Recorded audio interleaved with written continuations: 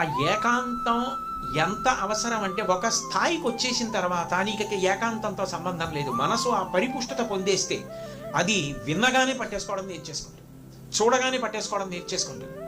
అప్పుడు ఇంకా నీకు అక్కర్లేదు. అలా కూడా అవుతుందా అంటే ఆయన దానికి ఒక గొప్ప ఉదాహరణ చెప్పేవారు.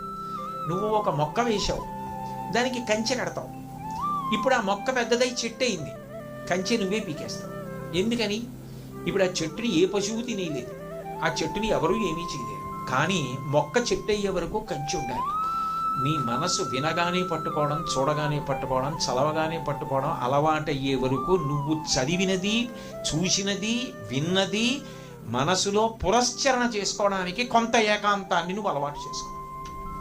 అది నీలో బాగా తిరుగుతోందా, గుర్తుంటోందా నీకు అన్నదాన్ని నీకు నువ్వు పరిశీలించుకోవాలి. నీ మనసుకి నువ్వే సాక్షి, నీ మనసు మీద నువ్వు అధిపతి.